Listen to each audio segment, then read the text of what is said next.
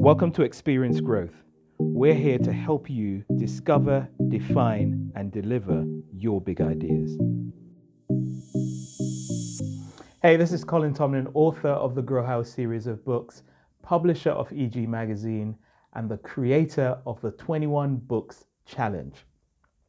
Now, I've just uploaded a blog, and the blog is about starting with the end in mind in practice. And it's been inspired by my son doing a painting for his art project. A little over a month ago, he came to me and he said, "Dad, I'd like you to be the subject of my art project." And he chose a day where it was easily my busiest day for a very long time.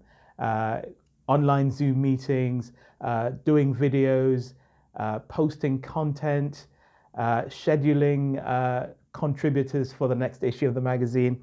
It was just a busy day, and I wasn't really keen. And his mom and his grandma were around, so I naturally asked him, why don't you use them as your subject? Well, apparently my face has the right texture. Make of that what you will, but I didn't want to ask what he meant because I'm not quite sure I wanted to hear the answer.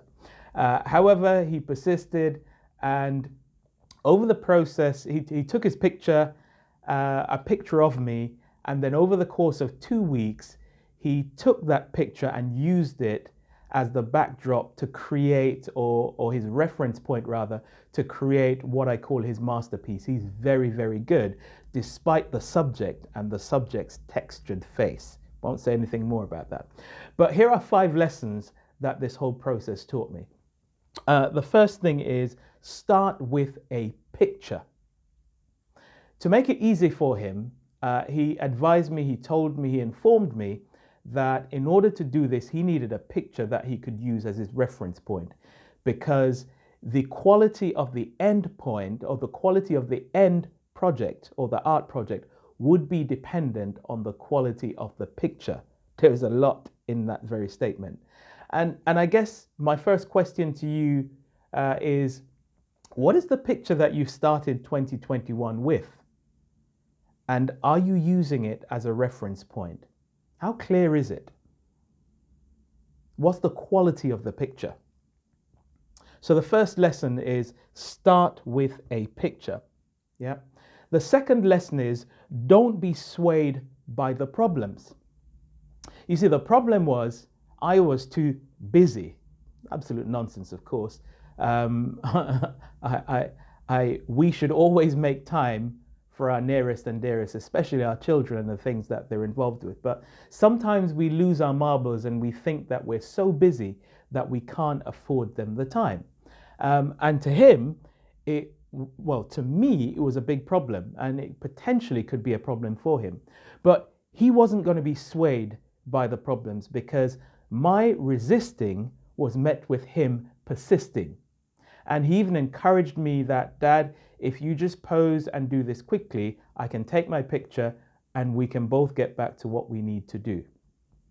So my second question rather is, how are you coping or dealing with the problems that arise in you delivering your picture, your vision for 2021? I'm sure there's some problems, not least of which is this thing called COVID-19, a pandemic.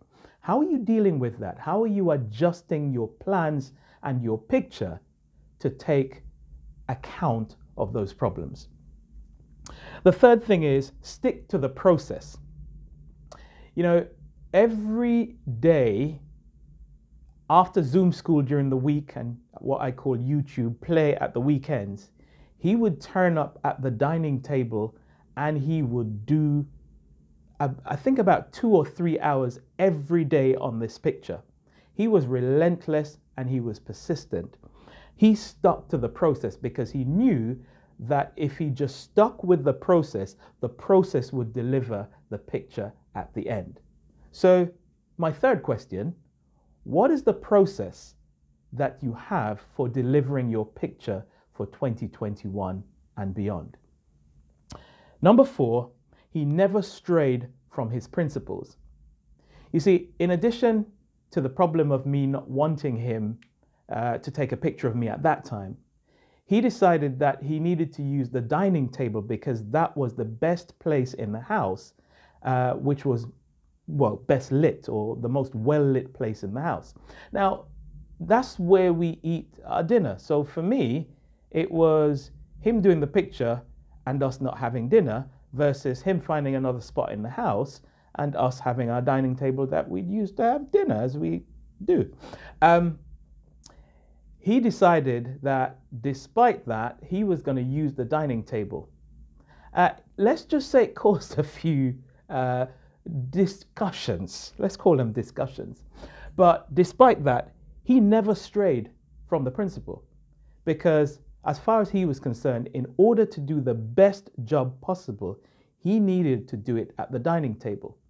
And, after the discussions, what he would then do is he would put his earbuds in and literally tune me out, which, to be honest, wasn't a bad thing to do, but at the time it caused a few challenges, shall we say. And the fifth thing was he stayed with the plan. Every day he would be at it. There were times when I'd invite him to come out to the supermarket. Can't think why he wouldn't want to go to the supermarket with us, but he decided no. Even when we bribed him by saying, if you come, you can then choose X, Y, and Z, he said, no, I've got to be stuck on this. There were times we were watching a film on Netflix and we asked, do you want to come and watch it with us? He said, no, I've got to get my art piece finished. He stayed with the plan. And all of this actually reminds me of the third book that we're going to cover in the 21 Books Challenge, which is The 7 Habits of Highly Effective People. Because habit 2 is start with the end in mind. So this year, whatever you're doing, start with the end in mind. Like Ruben did, create a picture. Start with a picture.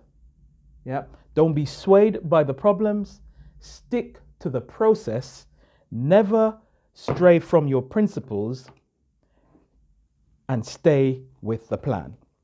Listen, if you haven't yet signed up to the 21 Books Challenge, here's your opportunity to do so. There'll be a link at the end of the video. Please do that. Here are the first 7 books that I'm going through. It's here. I've bought them, they've arrived, and I'm going through them. And the first book is a classic, How to Win Friends and Influence People. It's going to be a brilliant ride. 21 books over 42 weeks. Get the details below. Jump on. Hey, we want to do it with you because we want you this year to end up feeling good, thinking better, and be the best you could possibly be. So take care, and I'll speak to you soon. Hey, do me a favor. Will you share these videos and make sure that you like and subscribe them so that we can serve way more people? Because, hey, we want to help people this year to feel good, think better, and be the absolute best they can be. Take care. Speak soon.